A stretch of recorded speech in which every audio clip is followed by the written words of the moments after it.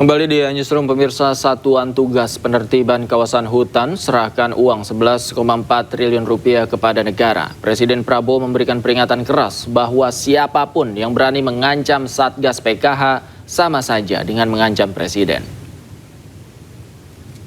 Hadirin yang kami hormati, mengawali acara uang hasil sitaan itu diserahkan secara simbolis oleh Kejaksaan Agung kepada Menteri Keuangan Purbaya Yudi Sadewa. Penyerahan itu disaksikan oleh Presiden Prabowo Subianto. Total uang yang diserahkan hingga 11,4 triliun rupiah. Dalam kesempatan itu, Prabowo meminta Satgas PKH tak gentar terhadap beragam ancaman yang datang. Prabowo menilai siapapun yang berani mengancam Satgas PKH sama saja mengancam Presiden. Penyerahan Taman Nasional hasil penguasaan kembali Satgas PKH seluas. Tim kuasa hukum Prabowo Subianto mulai mengambil langkah tegas terkait dugaan pencemaran nama baik yang dilakukan oleh pengamat politik Saiful Mujani dan Islah Bahrawi. Banyak syarat yang harusnya dia bisa di-impeach, tapi yang impeach kan mereka itu yang nggak bisa kita harapkan. Makanya bahasanya apa fair? Mengganti impeachment itu. Yang hanya kita yang bisa. Inilah potongan ceramah Saiful Mujani dalam acara Halal Bihalal Pengamat bertema Sebelum Pengamat Ditertibkan. Nah, kalau bicara impeachment itu kan prosedur yang sangat formal. Kita berharap pada orang-orang DPR itu yang Saiful berbicara soal mekanisme impeachment atau pemakzulan seorang presiden. Nama Prabowo Subianto ia sebut-sebut. Tidak hanya Saiful Mujani, Islah Bahrawi juga menyampaikan ceramah serupa. Sama seperti halnya perang Iran melawan Amerika, yang bisa menghentikan perang itu sebenarnya bukan negosiasi syarat dan prasyarat yang akan diajukan masing-masing. Yang bisa menghentikan perang itu adalah tumbangnya Trump. Ya kalau kita bicara Indonesia, yang bisa menghentikan teror itu adalah tumbangnya Prabowo, nggak ada pilihan lain. Tayal video ceramah keduanya viral di media sosial. bahasanya apa? Beberapa pihak merasa terusik dan menuding Mujani dan Islah tengah mengajak publik menggulingkan Prabowo Subianto. 98 juga tidak akan terjadi kalau Rai dan teman-teman nggak turun. Nggak akan itu MPR akan menurunkan Soeharto, nggak akan. Tim kuasa hukum Prabowo Subianto bahkan ambil langkah tegas dengan melaporkan Saiful Mujani dan Islah Bahrawi ke Baris Krim Polri. Keduanya dilaporkan terkait pencemaran nama baik, penghasutan hingga upaya penggulingan pemimpin negara. Kita sekarang persiapkan pasal 193 ayat 2 ya, perbuatan makar untuk menggulingkan presiden dan wakil presiden terpilih secara konstitusional ya. Ancaman hukumannya itu 12 tahun, sedangkan yang menyuruh lakukan nanti bisa 15 tahun. Sementara itu hingga saat ini Saiful Mujani dan Islah Bahrawi belum memberikan tanggapan terkait pelaporan atas dirinya.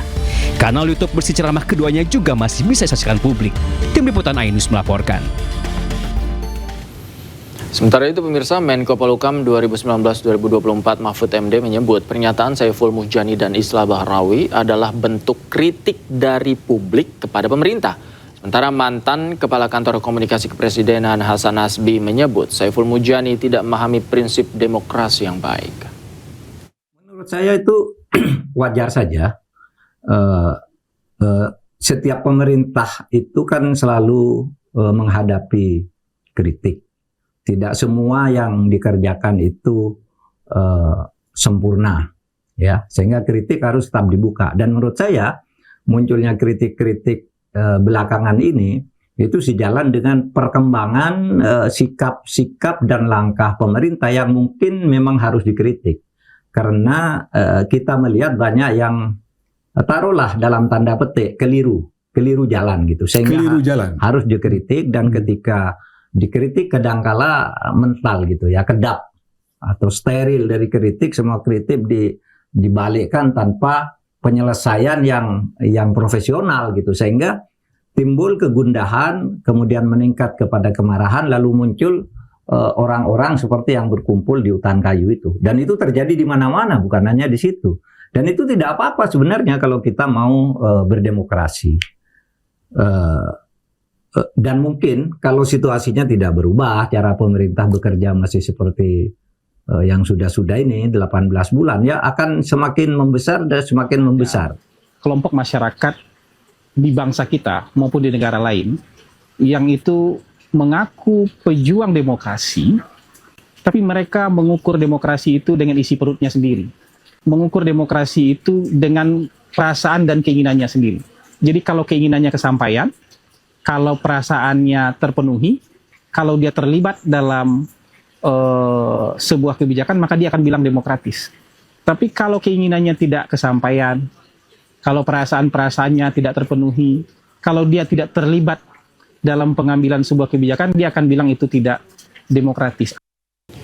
Pemirsa, Presiden Prabowo Subianto menegaskan optimisme kuat terhadap kebangkitan Indonesia sebagai kekuatan besar dunia atau rising giant. Prabowo menegaskan Indonesia memiliki pondasi yang kuat untuk menghadapi tantangan global, terutama di sektor energi.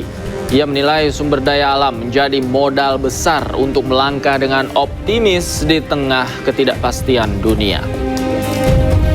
Prabowo pun menyatakan masa depan Indonesia cerah dan akan mengejutkan dunia tahun depan. Sementara itu, ia juga menyampaikan kritik terhadap pihak-pihak yang memandang Indonesia secara pesimis dan menyebut kondisi negara dalam keadaan yang gelap. Mungkin kita 2-3 tahun lagi tidak perlu import BBM sama sekali. Kita punya kekuatan besar, kita benar sungguh-sungguh, kita akan mandiri, kita akan kuat, kita akan berdiri di atas kaki kita sendiri. Ya. Jadi untuk anak-anak muda, masa depan kita cerah. Yang bilang tidak cerah, yang bilang Indonesia gelap, mungkin matanya yang kurang bagus. Ya, matanya dan hatinya. Ya, kita mau diapain ya, orang kalau hatinya tidak tulus, matanya buram, ya Indonesia gelap. Indonesia tidak gelap. Indonesia sangat cerah. Kita sangat kuat, semakin kuat. Pertumbuhan kita baik. Tahun depan kita akan bikin kejutan untuk seluruh dunia. Indonesia sedang bangkit. Menteri Energi dan Sumber Daya Mineral Bahlil Lahadalia mengatakan bahwa masa kritis dinamika global untuk pasokan bahan bakar sudah berhasil dilewati. Bahlil juga memastikan stok BBM dan LPG masih sangat aman.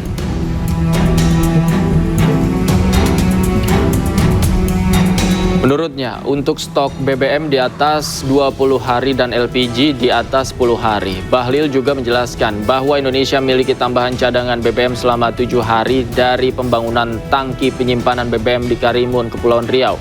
Sehingga secara keseluruhan cadangan energi diharapkan bisa mencapai 1 bulan. Meski demikian, Bahlil tetap meminta untuk masyarakat bijak dan arif dalam menggunakan BBM, termasuk LPG. Stok nasional tetap berada pada batasan minimal di atas 20 hari semua, termasuk LPG kita di atas 10 hari. Jadi sebenarnya saya ingin menyampaikan bahwa masa kritis kita terhadap dinamika global untuk BBM, alhamdulillah kita sudah lewati. Tetapi sudah barang tentu saya meminta kepada seluruh masyarakat, kita harus bijak, arif dalam memakai BBM, termasuk LPG. Ya. Pemirsa, Presiden ke-7 Joko Widodo merespon pernyataan Yusuf Kala yang menyarankan untuk menunjukkan ijazah. Jokowi menyerahkan hal itu pada proses hukum yang sedang berjalan. Dan informasi yang akan hadir ini sekaligus menutup jumpa kita dalam iNewsroom malam hari ini. Temukan informasi-informasi terbaru lainnya di www.inews.id. Cuplikan tayangan berita iNews juga dapat Anda saksikan di kanal YouTube @officialinews. Saat lagi rekan saya Chambar Hayenda akan hadir dalam program iNews Prime. Mewakili kerabat kerja yang bertugas, saya Davi Pratama pamit undur diri. Terima kasih, selamat malam, selamat berakhir pekan. Sampai jumpa.